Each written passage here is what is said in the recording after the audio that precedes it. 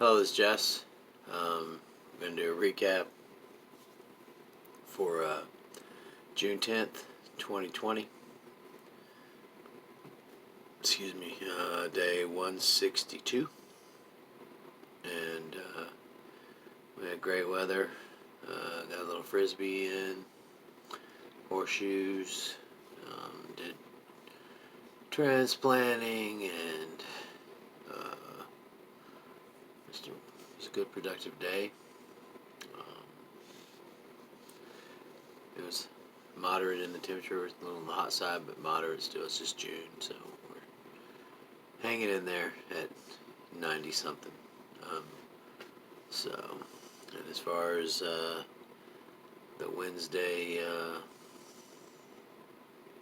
riots, there was a few, and it looks like up in Seattle, Washington, the police withdrew, made a police-free zone for the protesters.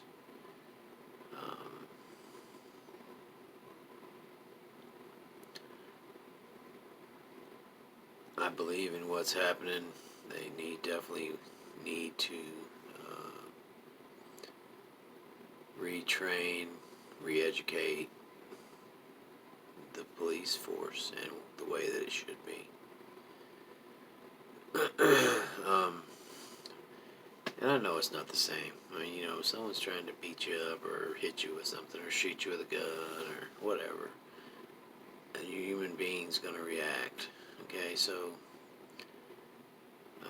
knowing that being the case, once the police arrive on the scene,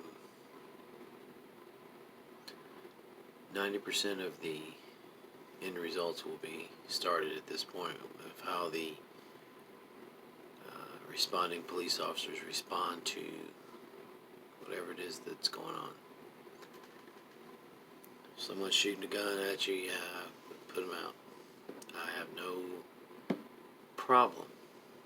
But I do believe that just take it out because you think they have a gun and start shooting. No, that's not. There has to be a certain level of training and response to response. And will there be issues and will human beings make mistakes and not do it on purpose? Sure. But there's too many discrepancies with stories on the scene versus the results of the autopsy when someone was killed versus the videos that were shown or not shown and come out later.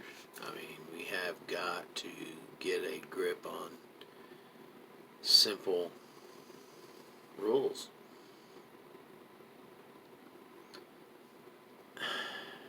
There's no reason for a police officer to assume anything about a white person or a black person or a Mexican or anyone.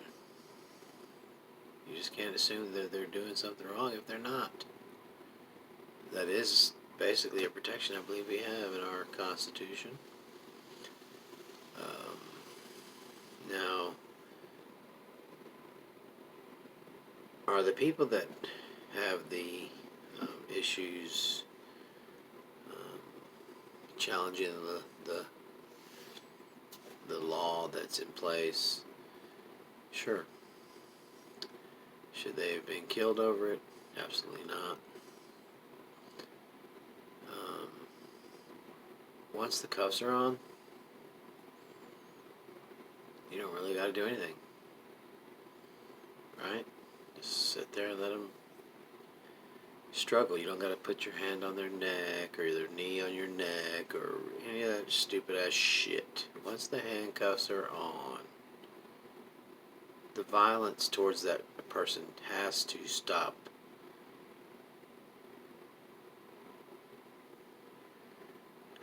I don't care what they did prior to that. Once the cuffs go on, there should be no more force. Period.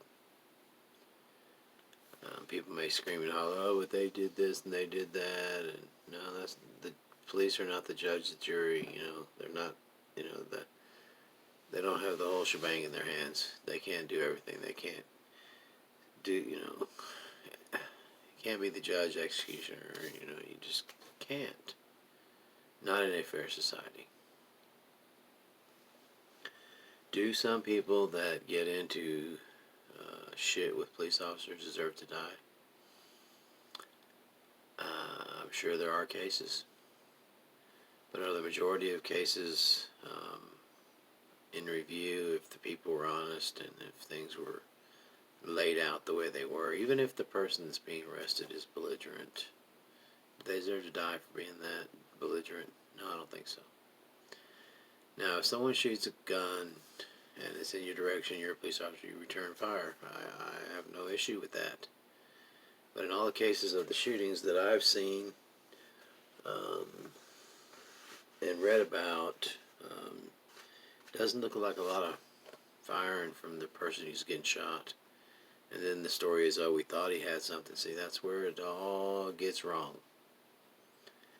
I'm not about lawlessness. I'm not against the police. I'm not against the black people. I'm not against the white people. I'm not against...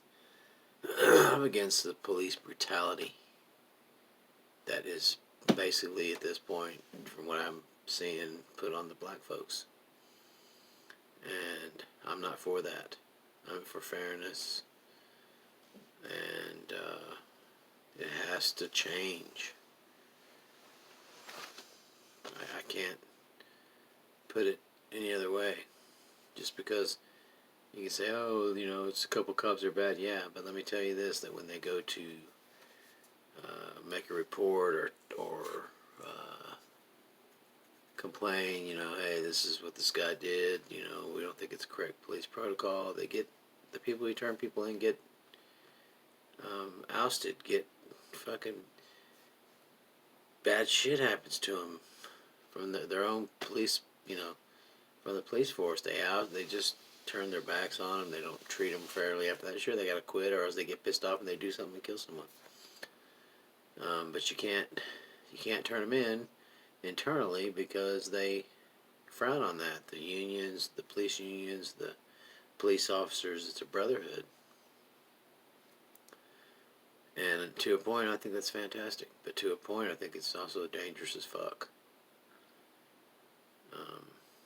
There's no overseeing. The unions are all about protection of the cops. The cops aren't about protecting the people that they're fucking with. They're just doing the job every day, grinding out. The perspective's been lost. Do I have a cure or a solution? Not probably one near enough to make it happen, because they wouldn't do it. And I'm in no place to present it, to justify it, to do anything.